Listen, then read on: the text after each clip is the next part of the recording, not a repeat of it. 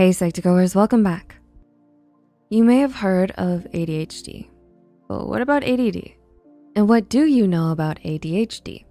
Attention Deficit Hyperactivity Disorder is a behavioral syndrome with characteristics of inattention and impulsivity.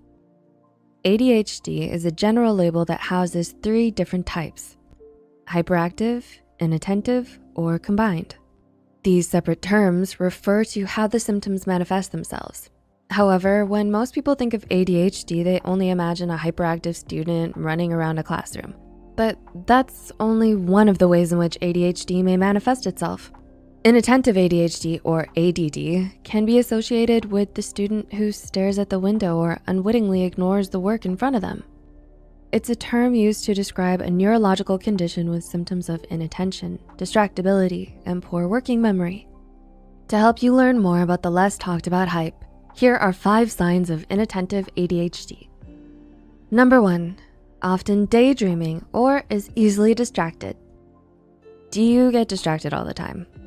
ADHD is typically associated with hyperactivity, but it would be stigmatizing and incorrect to assume that people with ADHD do not have moments of inactivity. Instead, inactivity is a predominant characteristic of inattentive ADHD, which at times may get misinterpreted as tranquility. This inattentiveness is not something you can control, but is usually a byproduct of lack of focus. This tendency to daydream or be distracted all the time can be problematic when it comes to doing schoolwork. For example, in a classroom setting, a child with ADHD may have trouble committing to an activity for an extended period of time, or with not paying attention when spoken to. In adults, this sign can manifest itself in the same way. Number 2, is bored quickly. Are you always bored? Boredom itself is not a sign of a neurobehavioral disorder. In many cases, it just means your brain needs more mental stimulation. However, in the context of ADHD, frequent bouts of boredom can point to difficulty sustaining mental effort. Overstimulating environments or activities can produce a sense of boredom because the constant barrage of stimuli can cause your brain to feel overwhelmed. Because of this, it shuts down or becomes bored as a response. Number 3, does not pay close attention or is careless. Do you struggle to pay close attention to things? Another symptom of inattentive ADHD is the tendency to overlook details and as a result, make careless mistakes. Perhaps you fail to proofread documents or emails before sending them.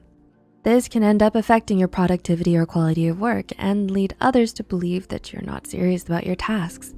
For children, this symptom may affect them the most during exams, since they may accidentally skip entire sections of a quiz. If you struggle a lot with this symptom, you may want to try telling yourself to slow down. It might feel uncomfortable because your brain wants to jump to the next thing, but try to challenge yourself to spend a little longer on what you're doing. Number 4, forgets routine chores. Are you always scolded for not doing your chores? Oftentimes with inattentive ADHD, your mind can feel like it's running 1,000 miles a minute, and you end up forgetting certain things along the way. Unfortunately, this forgetfulness may present a struggle in school or work environments, since you may forget to complete or hand in assignments or tasks. This can cause others to label your behavior as laziness, but that's not what it really is. If this is something you struggle with frequently, you may want to reach out to a trusted friend or supervisor to let them know what's really going on. It may also be helpful to speak to a therapist, as they may help you create a plan that makes it easier for you to remember chores and tasks. And number 5, avoids tasks that require focus. A final sign of inattentive ADHD is the tendency to avoid tasks that require focus. Since many people with ADHD experience difficulty controlling their focus, it should not come as a surprise that many will avoid tasks that require a lot of it. Here, it's important to note that we do not want to generalize and say that this applies to everyone with ADHD. Also, even if it does apply to you, your will and desire to do what you want to do, even if it requires a lot of focus, will eventually win out. A way to help with this is to try breaking up large tasks into smaller, more doable ones. To help you go through with the chore, you can try coming up with something that works and suits you. It could be having a friend or family member send you reminder texts to complete tasks.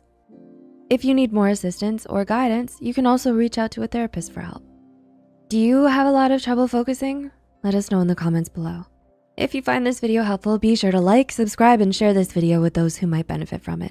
And don't forget to hit the notification bell icon to get notified whenever Psych2Go posts a new video. The references and studies used in this video are added in the description below. Thanks for watching, and we'll see you in the next video.